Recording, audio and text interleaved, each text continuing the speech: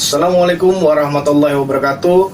Berjumpa lagi dengan saya di channel YouTube Dwi Gandung Hartanto. Pada kesempatan kali ini, saya akan memberikan beberapa materi mengenai jurnalistik. Sebelum kita lanjut, ada baiknya kalian semua like, subscribe, dan komen di channel ini. Oke? Pada kesempatan kali ini, saya akan memberikan sebuah materi mengenai jurnalistik. Adapun jurnalistik yang akan saya berikan adalah jurnalistik cetak, jurnalistik televisi, dan jurnalistik online. Seperti apa pembahasannya? Silakan kalian ikuti pembahasan sebagai berikut. Baik, untuk pembahasan hari ini ya, kita akan bahas tentang jurnalistik. Jurnalistik televisi. Berdasarkan pengertian bahwa jurnalistik televisi ini adalah proses pencarian, pengumpulan, penyuntingan, dan penyebarluasan berita melalui media televisi.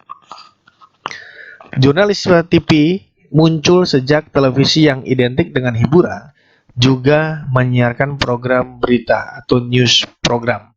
Jadi jurnalisme TV ini muncul sejak adanya televisi. Berita TV ini dianggap sebagai media yang paling berpengaruh bagi jurnalisme. Efek pada setiap penonton dianggap lebih persuasif dibandingkan dengan media-media yang lain. Televisi menawarkan liputan yang lebih cepat daripada radio dan memungkinkan pemirsa untuk merasa lebih seolah-olah mereka mengalami peristiwa tersebut karena pada televisi dapat memvisualisasikan apa yang sedang terjadi.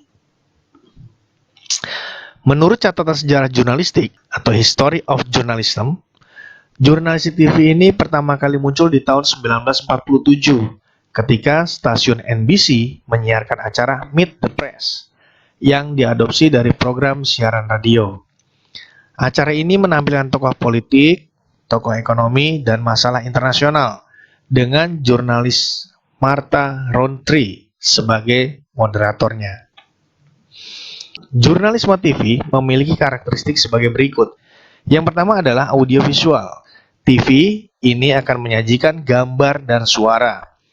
Jurnalistik televisi merupakan paduan media komunikasi gambar atau visual dan suara atau audio. Jurnalisme TV ini mengutamakan gambar. Jurnalisme TV atau berita TV mengutamakan rekaman gambar hidup atau video, dan dalam pengumpulan data atau news gatheringnya, wartawan media televisi harus selalu ada di lokasi kejadian atau disebut dengan on the spot untuk mendapatkan sebuah gambar.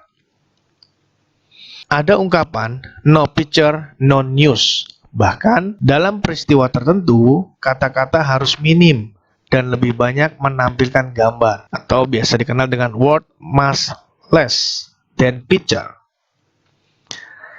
Tidak ada yang lebih buruk bagi seorang reporter televisi jika ia datang ke kantor tanpa membawa gambar yang bisa menunjang berita yang akan dia tulis. Terlebih, bila stasiun televisi lain justru memiliki gambar tersebut. Jadi kalau kita bicara jurnalisme TV, segala sesuatunya adalah harus didukung dengan gambar bergerak atau video. Gambar video sebuah berita bisa menjadi penentu kredibilitas stasiun TV. Maka, seorang reporter berita dituntut untuk mendapatkan gambar dari berita yang sedang dilaporkannya sebaik mungkin. Jadi, untuk seorang reporter yang sedang mencari berita yang disampaikan itu harus didukung dengan gambar atau video yang sesuai dengan isi berita yang ditulisnya. Jika seorang reporter ini gagal memperoleh gambar dan ternyata stasiun TV lain mendapatkannya, maka kredibilitas stasiun TV bisa hancur. Karena apa?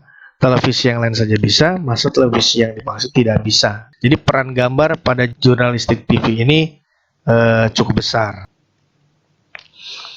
Nah, biasanya untuk karakteristik jurnalistik televisi ini akan melibatkan banyak orang. Proses pemberitaan di TV melibatkan banyak orang, mulai dari produser, wartawan, reporter, jurnalis TV, juru kamera atau camera person, editor gambar, dan penyiar berita atau news announcer, pembaca berita atau news reader, atau penyaji berita atau news presenter. Tim itu di lapangan dalam meliput berita terdiri dari reporter dan juga juru kamera, dan mereka adalah salah satu kunci utama dari sebuah program berita TV. Nah, stasiun TV juga menerima berita dari reporter dan juru kamera freelance atau reporter amatir yang kebetulan memiliki rekaman berita yang dibutuhkan atau bernilai berita. Dalam kasus bencana alam, misalnya gempa, stasiun TV ini kerap menampilkan video amatir yang dibuat oleh warga yang kebetulan merekam peristiwa saat itu. Maka saat ini banyak sekali berita-berita di TV yang menampilkan hasil-hasil dari video amatir. Atau kalau misalnya sekarang kita lihat segala macam bentuk yang sudah viral di media sosial, kemudian bisa diangkat menjadi sebuah berita. Nah, itu salah satu contoh bentuk video amatirnya, ya, yang diambil oleh warga sekitar, kemudian ditampilkan di televisi. Penyaji berita.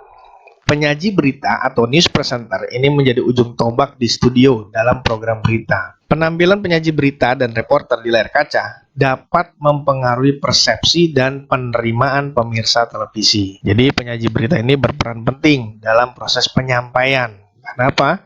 Dari hasil apa yang disampaikan oleh pembawa berita atau news presenter ini akan memberikan persepsi, ya, pendapat masing-masing dari mereka yang menerima informasinya. Kemudian gaya bahasa TV.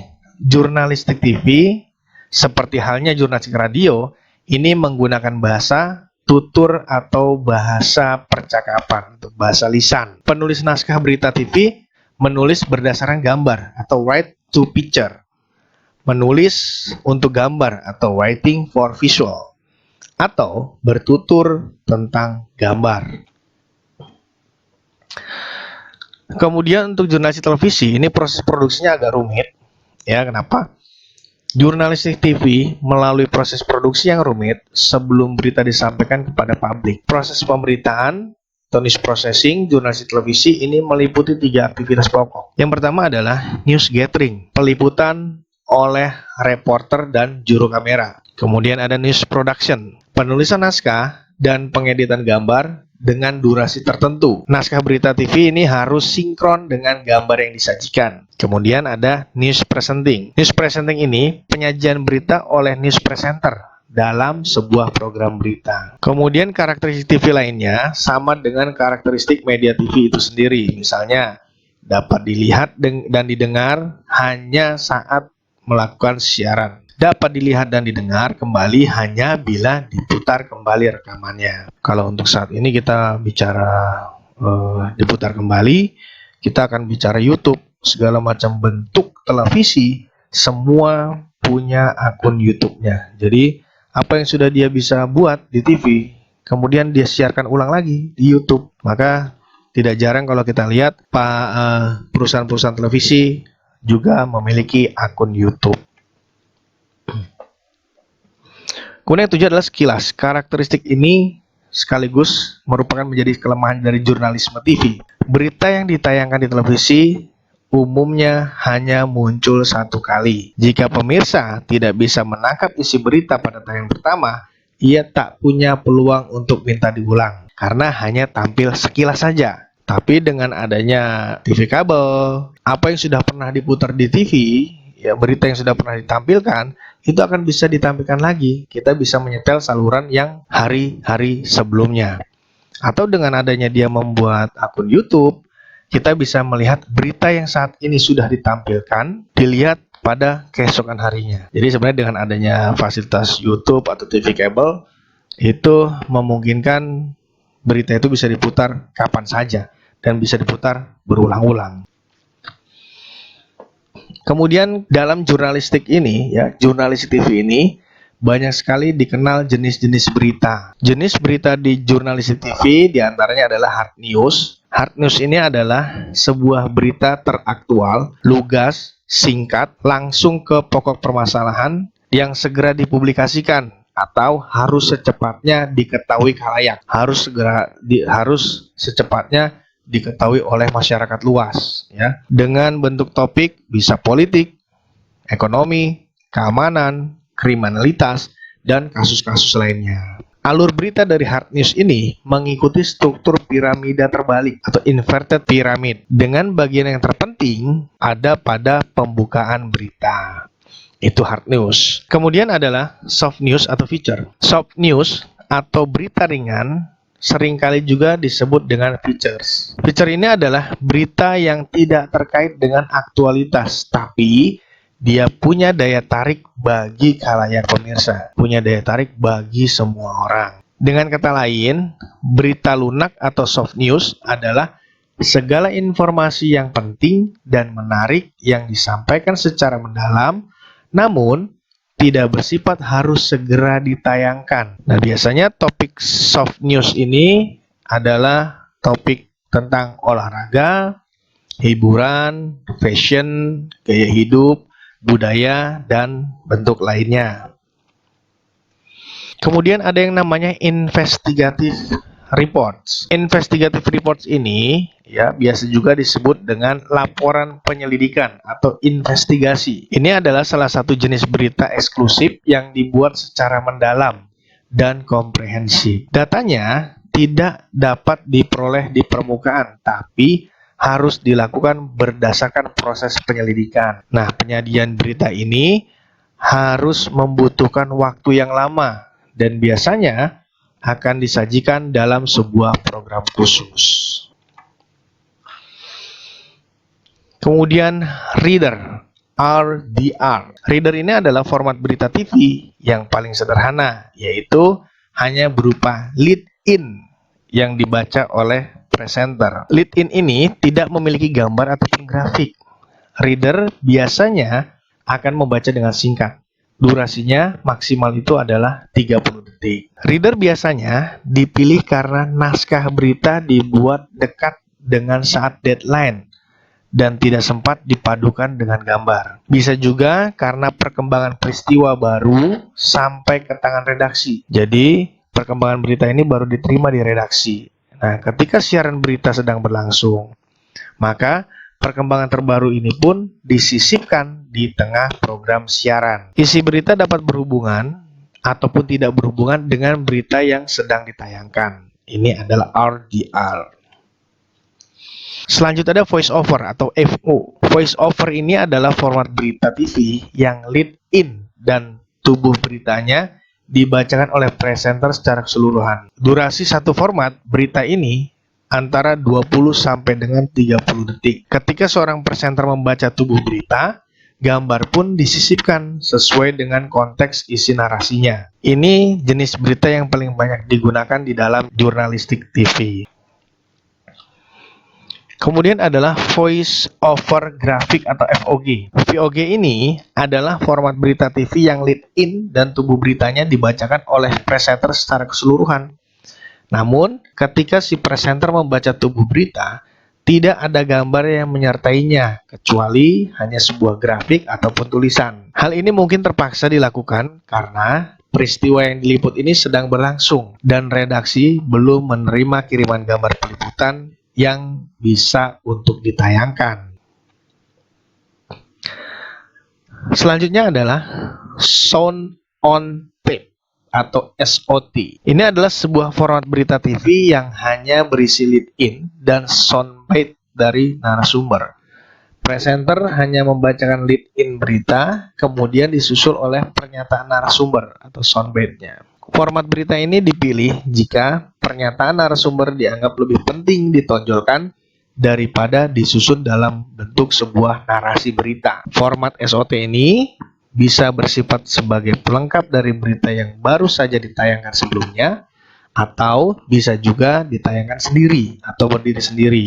Durasi SOT ini disesuaikan dengan kebutuhan, tapi biasanya maksimal itu adalah 1 menit.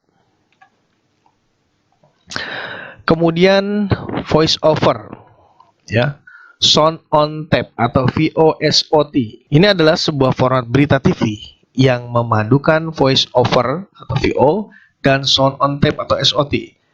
Durasi VOSOT ini tidak lebih dari 60 detik, 40 detik untuk VO dan 20 detiknya untuk soundbite-nya. Lead in dan isi tubuh berita dibacakan oleh presenter, lalu di akhir berita dimunculkan soundbite atau klip dari narasumber sebagai sebuah pelengkap dari berita yang sudah dibacakannya. Kemudian ada package, PKG, ya.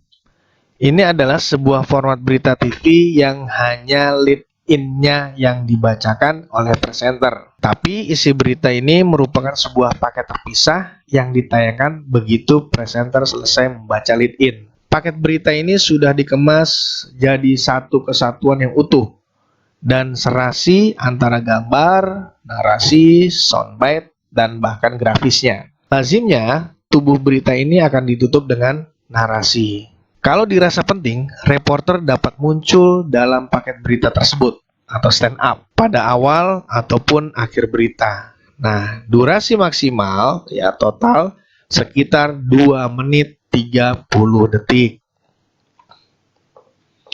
Kemudian live on cam. Live on cam ini adalah format berita TV yang disiarkan secara langsung dari lapangan atau lokasi peliputan. Sebelum reporter di lapangan menyampaikan sebuah laporan, presenter lebih dulu membacakan lead in dan kemudian ia memanggil reporter di lapangan untuk menyampaikan hasil liputannya secara lengkap. Laporan ini juga bisa disisipi gambar-gambar yang relevan atau gambar yang sesuai dengan berita yang ingin dilaporkan. Karena siaran langsung memerlukan biaya telekomunikasi yang mahal, tidak semua berita perlu disiarkan secara langsung. Format ini dipilih jika nilai beritanya ini amat penting, luar biasa, dan peristiwanya masih terjadi atau masih berlangsung. Kemudian ada live on top atau LOT. Ini adalah format berita TV yang direkam secara langsung di tempat kejadian, namun siarannya disiarkan dengan ditunda atau delay. Jadi reporter merekam dan menyusun laporannya di tempat peliputan dan penyiarannya baru dilakukan di kemudiannya, tidak bersamaan waktunya. Format berita ini dipilih untuk menunjukkan bahwa reporter ini hadir di tempat peristiwa. Namun, siaran tidak bisa dilakukan secara langsung karena pertimbangan teknis dan juga biaya. Selanjutnya adalah live by phone. Live by phone ini adalah format berita TV yang disiarkan secara langsung dari tempat peristiwa dengan menggunakan telepon ke studio. Lead in berita dibacakan presenter dan kemudian ia memanggil reporter yang ada di lapangan untuk menyampaikan laporannya secara live by phone. Nah, wajah reporter dan peta lokasi peristiwa biasanya dimunculkan dalam bentuk grafis, hanya gambar saja. Jika tersedia, bisa juga disiapkan gambar peristiwa sebelumnya. Berikutnya adalah phone record. Ini adalah format berita TV yang direkam secara langsung dari lokasi si reporter melakukan peliputan. Tapi, penyiarannya dilakukan secara tunda atau delay. Format ini sebetulnya hampir sama dengan live by phone, hanya teknis penyiarannya saja secara tunda. Format ini jarang digunakan, dan biasanya hanya digunakan jika diperkirakan akan ada gangguan teknis saat berita akan dilaporkan secara langsung. Selanjutnya adalah visual news. Visual news ini adalah format berita TV yang hanya menayangkan rolling, gambar-gambar atau video yang menarik dan dramatis. Presenter cukup membaca lead in dan kemudian visual akan ditayangkan tanpa tambahan narasi apapun dan ditampilkan seperti apa adanya. Selanjutnya adalah vox pop. Secara bahasa vox pop ya, dalam bahasa Latin vox populi, artinya suara rakyat. Vox pop ini bukan format berita, tapi biasa digunakan untuk melengkapi format berita yang ada. Isinya biasanya adalah komentar atau opini dari masyarakat tentang suatu isu. Jumlah narasumber yang diwawancarai sekitar 4 sampai dengan 5 orang. Vox Pop juga ini disebut sebagai audience opinion karena berisi pendapat atau komentar dari warga masyarakat. Nah, itu saja materi yang bisa disampaikan. Semoga kalian bisa memahaminya dan semoga materi yang disampaikan ini bisa bermanfaat. Selanjutnya, silakan kalian kerjakan 5 soal berikut. Bagaimana prosedur pengerjaan dan pengumpulannya? Silakan kalian baca pada GCR ya atau Google Classroom. Semua sudah tertera di sana prosedur pengerjaannya. Itu saja yang bisa saya sampaikan. Mohon maaf jika ada kekurangan dan saya ucapkan banyak-banyak terima kasih. Nah, demikianlah tadi bahasan-bahasan mengenai materi jurnalistik yang saya berikan. Jangan lupa untuk selalu like, subscribe, dan komen pada channel ini supaya saya bisa terus berkreasi membuat berbagai materi jurnalistik untuk kalian semua. Itu saja. Terima kasih. Assalamualaikum warahmatullahi wabarakatuh.